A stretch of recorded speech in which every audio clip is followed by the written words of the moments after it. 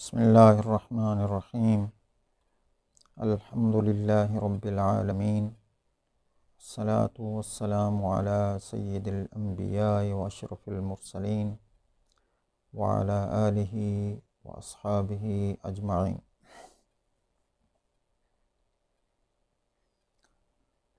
اللہ تعالیٰ نے اس کائنات میں جتنی مخلوقات پیدا کی ہیں وہ ذی روح ہیں یا بے جان ہیں، سب کا کوئی نہ کوئی مقصد ہے، سب کا کوئی نہ کوئی مقصد حیات ہے، اور ساتھ ہی یہ کہ سب کی ایک عمر ہے، سب کو یہاں باقی رہنے کا ایک وقت ملا ہے۔ وہ وقت ختم ہوگا تو سب نے یہاں سے عدم کی طرف لوٹ جانا ہے۔ جیسے پہلے نہیں تھے، زندگی ملی، وجود ملا، عروج ملا، اختتام ہوا اور اس دنیا سے چلے گئے۔ ہم سے پہلے بھی کروڑوں اربوں لوگ پیدا ہوئے، اب بھی موجود ہیں، یہ سب چلے جائیں گے، ہمارے بعد اور لوگ آئیں گے، اور یہاں پر اللہ تعالیٰ جب چاہے گا، جب تک چاہے گا، قیامت تک یہ سلسلہ جاری رہے گا۔ اس پورے نظام کائنات میں اللہ تعالیٰ کا کوئی کام بھی فضول، بیکار اور عبث نہیں ہے۔ اس لیے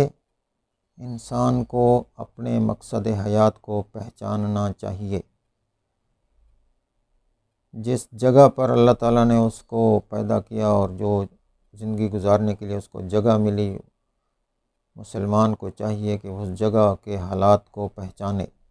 معلوم کرے، اور پھر ان کے درمیان اپنا بھرپور کردار ادا کرے۔ اللہ تبارک و تعالیٰ نے قرآن مجید میں ارشاد فرمایا ہے، لا تنسا نصیبک من الدنیا، دنیا میں جو تمہارا نصیب، تمہارا حصہ اللہ نے پیدا کیا ہے اس کو مت بھولو۔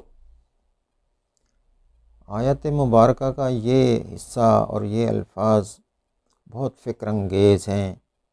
اور انسان کو سوچنے پر مجبور کرتے ہیں۔ آئیے دیکھیں کہ ہم کسی کو کس وقت کہتے ہیں کہ یہ بات مت بھولنا۔ اگر استاد کی حیثیت سے اپنے شاگردوں کو کہتے ہیں کہ یہ سبق مت بھولنا، تو ہم کس وقت کہتے ہیں؟ اس کا طریقہ یہ ہے کہ ہم جس بندے کو یہ بات کہنا چاہتے ہیں کہ مت بھولنا، ہم پہلے وہ بات اس کو پوری طرح سمجھاتے ہیں۔ اگر اس میں کوئی نقطہ، کوئی پہلو، کوئی جانب سمجھ نہ آئے تو وہ پوچھتا ہے، ہم وضاحت کر دیتے ہیں، یا ہمیں شک ہو کہ پتہ نہیں اس کو سمجھ آیا کہ نہیں آیا، ہم پھر پوچھتے ہیں کہ آپ کو یہ سمجھ آیا، اور جواب دے تو اندازہ ہوتا ہے کہ اس کو سمجھ آ گئی یا نہیں۔ اس کے بعد ہم پھر اس کو ذہن نشین کرنے کی کوشش کرتے ہیں، اور آخر میں جب ہمیں معلوم ہو جاتا ہے کہ ہمارا مخاطب ہمارے پیغام کو پہنچ گیا ہے، سمجھ لیا ہے، تب ہم کہتے ہیں کہ اب اس کو مت بھولنا۔ تو اللہ تبارک و تعالیٰ نے یہ جو حکم دیا کہ لا تنس نصیبک من الدنیا، دنیا سے اپنے حصے کو مت بھولو، تو اس کا مطلب ہے کہ دنیا میں اچھی طرح مشغول ہونا چاہیے، ترک دنیا نہیں کرنا چاہیے۔ اللہ تعالیٰ نے ہمیں دنیا میں پیدا کر کے، یا دنیا کو ہمارے لیے اور ہمیں دنیا میں پیدا کر کے کوئی ترک کرنے کا، کام کرنے کا نہیں ہے اس میں اصل حکمت۔ ہاں، یہ ہونا چاہیے کہ دنیا میں مشغولیت ایسی نہ ہو کہ جو ہمیں آخرت کو بھلا دے۔ اس لیے اللہ تبارک و تعالیٰ نے اسی سورۃ القصص کی آیت نمبر 77 میں فرمایا، وابتغ فیما آتاک اللہ الدار الآخرہ۔ یہ بات پہلے فرمائی اور اس کے بعد فرمایا ولا تنس نصیبک من الدنیا۔ تو ہمیں دنیا میں بھرپور طریقے سے مشغول ہونا چاہیے، اس کو سمجھنا چاہیے، اور اس کو آخرت کی بہتری کے لیے استعمال کرنا چاہیے۔ یہی وجہ ہے کہ ایک حدیث میں ہے الدنیا مزرعۃ الآخرہ۔ تو اس چیز کے پیش نظر کہ ہمیں دنیا میں بھرپور طریقے سے مشغول ہونا چاہیے، یہاں پر دین اسلام کو پڑھنے، پڑھانے اور اس کی نشر و اشاعت کرنے والے افراد کے لیے ایک سبق ہے۔ اللہ تعالیٰ نے ارشاد فرمایا کہ هو الذی ارسل رسولہ بالہدی ودین الحق لیظہرہ علی الدین کلہ، کہ اللہ تعالیٰ نے دین اسلام کو پوری دنیا کے جتنے بھی ادیان ہیں، مذاہب ہیں، فلسفے ہیں، سب پر غالب کرنا ہے۔ تو اللہ تعالیٰ کی جو سنت ہے وہ غالب کرنے کے لیے امت مسلمہ میں سے باصلاحیت افراد کو منتخب کر کے ان کے ذمے وہ کام لگاتا ہے۔ تو اس طریقے سے وہ افراد اپنی صلاحیتوں، اپنے علوم، اپنے معارف اور اپنے فنون کے ذریعے اپنے حصے کا کردار ادا کرتے ہیں اور دین اسلام کے غلبے کا کام کرتے ہیں۔ دین اسلام کا غلبہ تو ہونا ہی ہے، لیکن یہ کتنی سعادت مندی کی بات ہوگی کہ دین اسلام کے غلبے کے لیے ہم سب اپنے اپنے حصے کا کردار ادا کریں۔ ساتھ یہ بات نہیں ہے کہ جو کردار ہم ادا کریں گے اس پر کوئی نگران نہیں ہے، کوئی دیکھنے والا نہیں ہے۔ قرآن مجید میں کئی جگہوں پر کئی آیات کی مدد سے ہمیں یہ سمجھ میں آتا ہے کہ اللہ تعالیٰ نے اعمال کے ریکارڈ کرنے کا ایک نظام مرتب کیا ہے۔ اللہ تعالیٰ خود بھی علیم بذات الصدور ہے کہ جو باتیں، جو خیالات ایک انسان کے ذہن میں آتے ہیں وہ ظاہر نہ بھی کرے تو اللہ تعالیٰ کو پتہ ہے کہ اس کے دل میں، اس کے دماغ میں کیا باتیں چل رہی ہیں، کیا خیالات آ رہے ہیں، کیا سوچیں اس کے اندر منڈلا رہی ہیں۔ اس کے بعد نبی کریم صلی اللہ علیہ وسلم کی بارگاہ میں بھی امت مسلمہ کے اعمال پیش کیے جاتے ہیں اور آپ دیکھتے ہیں کہ میرے امتی کیا کر رہے ہیں۔ اس کے بعد اگر ہم دیکھیں تو فرشتے جو ہمارے کرامن کاتبین ہمارے ریکارڈ میں ہمارے تمام کام جو ہم کرتے ہیں وہ ریکارڈ کر رہے ہیں۔ اس کے علاوہ ہمارے جسم کے اعضاء بھی خود ان اعمال کو ریکارڈ کیے جا رہے ہیں۔ اللہ تعالیٰ نے زمین کے بارے میں فرمایا کہ یومئذ تحدث اخبارہا، تو جدھر ہم بیٹھتے ہیں، چلتے ہیں، پھرتے ہیں، زمین کے اندر بھی ہمارا اعمال کا ریکارڈ ہو رہا ہے کہ ہم نے کہاں پر کس وقت کیا کام کیا۔ تو ایک مسلمان کو یہ سمجھنا چاہیے کہ اس کی زندگی کے خاص مقاصد ہیں۔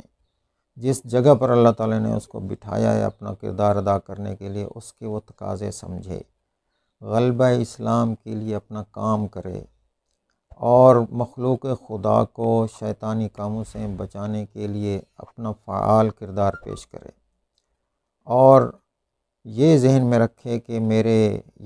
یہ بات ذہن میں کبھی بھی نہ بھولے کہ میرے تمام اعمال اللہ کے علم میں ہیں، نبی کریم صلی اللہ علیہ وسلم کی خدمت میں پیش ہوتے ہیں، فرشتے ریکارڈ کر رہے ہیں، میرے جسم میں ریکارڈ ہو رہا ہے، زمین میں ریکارڈ ہو رہا ہے۔ تو وہ مکمل طور پر ایک محتاط زندگی بسر کرے، کبھی بھی غافل نہ ہو۔ اس سارے سلسلہ زندگی کے مختلف جو کام ہیں، مختلف اس کے اطوار ہیں، اوقات ہیں، جب انسان اپنا کردار ادا کر رہا ہوتا ہے تو اس کے ساتھ ایک لازمی بات یہ بھی ہوتی ہے کہ تقریباً روزانہ اس کی زندگی میں کسی نہ کسی شکل میں، کسی نہ کسی رنگ میں کوئی نہ کوئی آزمائش ضرور آتی ہے۔ اللہ تبارک و تعالیٰ نے فرمایا خلق الموت والحیات لیبلوکم، زندگی اور موت کی تخلیق کا ایک مقصد، ایک پہلو انسان کی ابتلا ہے، اور پھر اس ابتلا کی وضاحت سورۃ البقرہ کی ایک آیت میں ہوتی ہے جس میں اللہ نے فرمایا وَلَنَبْلُوَنَّكُمْ بِشَيْءٍ مِّنَ الْخَوْفِ وَالْجُوعِ وَنَقْصٍ مِّنَ الْأَمْوَالِ وَالْأَنفُسِ وَالثَّمَرَاتِ۔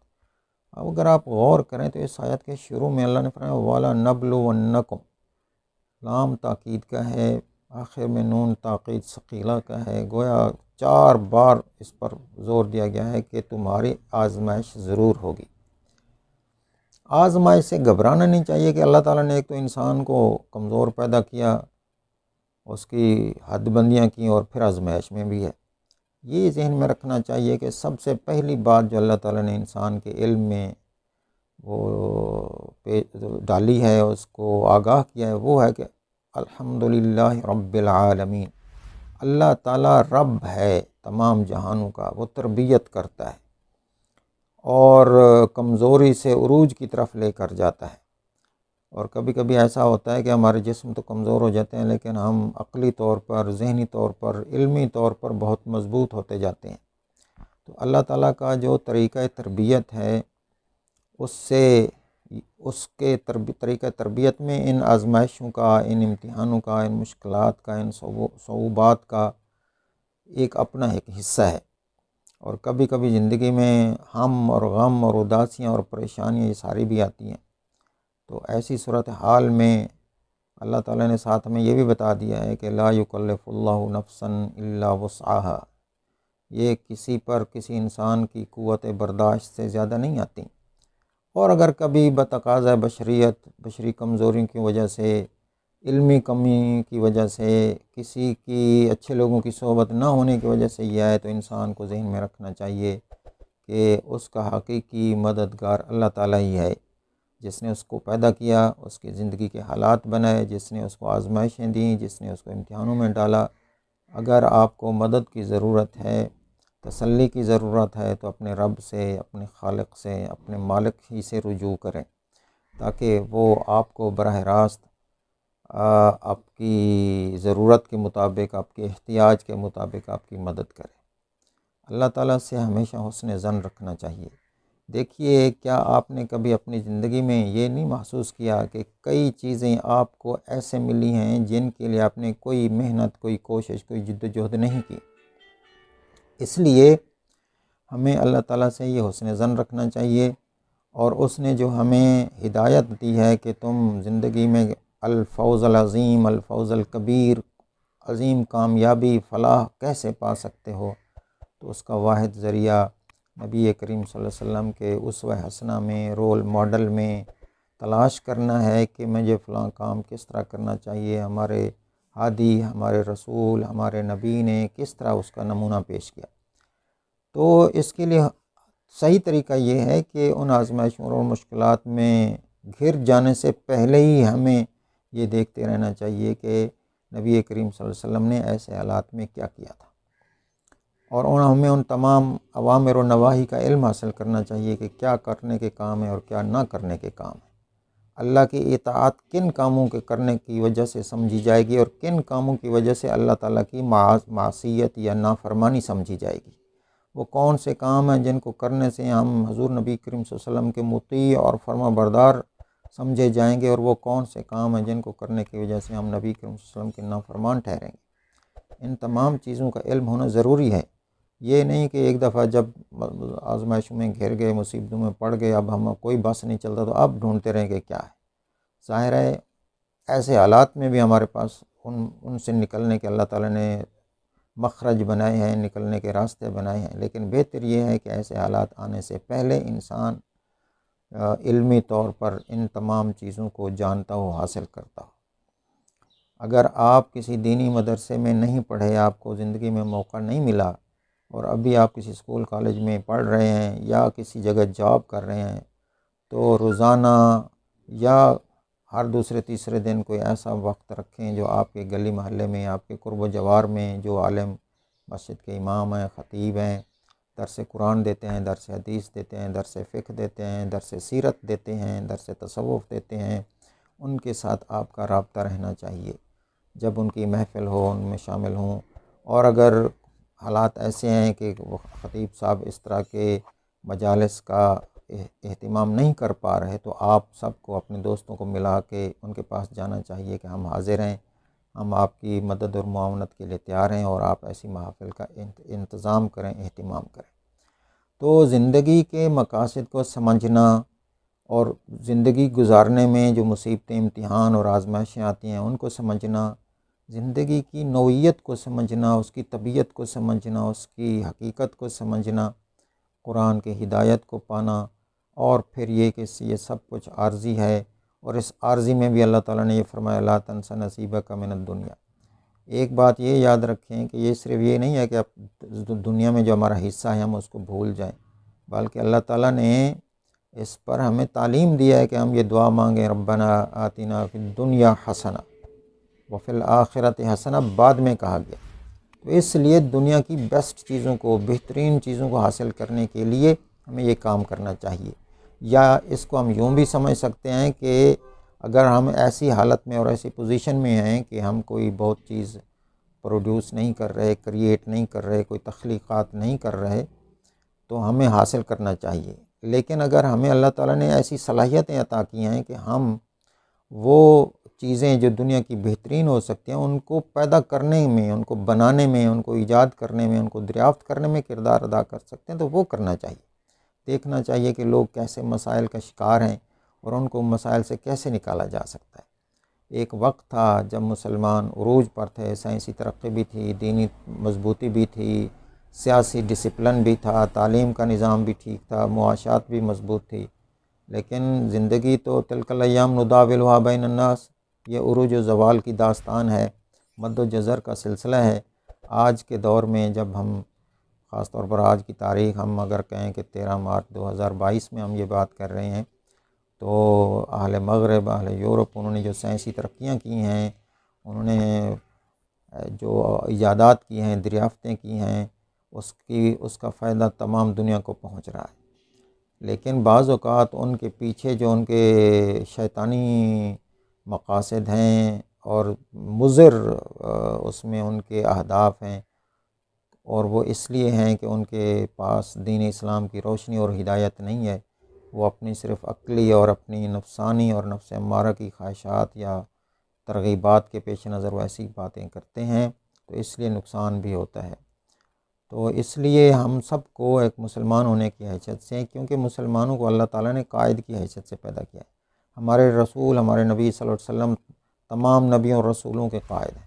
اور پھر آپ صلی اللہ علیہ وسلم کی امت کو جو پیدا کیا گیا اس کی ذمہ داری یہی ہے کہ وہ اپنے نبی اور رسول کی اس قیادت والی جو ذمہ داری تھی اس کو چلاتے رہیں، اور اس کو چلانے کے لیے اپنی صلاحیتوں میں اضافہ کرتے رہیں، ورنہ کمزوری کی حالت میں کوئی دین اسلام کے پیغام کی طرف شاید متوجہ نہیں ہوگا۔ تو اس لیے گفتگو کا خلاصہ ہم یوں کہہ سکتے ہیں کہ ہمیں کیا کرنا چاہیے، اس سوال کے لیے ہمیں روزانہ قرآن مجید کو پڑھنا چاہیے۔ آپ بے شک ایک آیت ہی پڑھیں، 2 پڑھیں، 3 پڑھیں، لیکن اپنے ساتھ ایک ڈائری رکھیں، اس میں جو آپ نے سمجھا ترجمے کے ساتھ یا مختصر تفسیر کے ساتھ یا جس حیثیت میں ہے، اپنی ڈائری میں اس کا خلاصہ لکھیں، اور اپنے آپ سے پوچھیں کہ ان آیات میں اللہ تعالیٰ نے مجھے براہ راست یا بالاشارہ کن کاموں کو کرنے کا اور کن کو نہ کرنے کا حکم دیا ہے۔ تو اللہ تبارک و تعالیٰ سے دعا ہے، التجا ہے کہ وہ ہمیں اپنے نبی کریم صلی اللہ علیہ وسلم کی اطاعت اور محبت میں سنت کو سمجھنے کی توفیق عطا فرمائے، اپنی کتاب کو پڑھنے، سمجھنے اور اس پر عمل کرنے کی توفیق عطا فرمائے، اور جس مقصد کے لیے، جن اہداف کے لیے اللہ تعالیٰ نے ہمیں پیدا کیا ہے ان کو پورا کرنے کی توفیق عطا فرمائے۔ آپ یہ بات خود اپنے لیے بھی سمجھیں اور اس پیغام کو دوسروں تک پہنچانے کے لیے بھی جہاں جہاں اپنے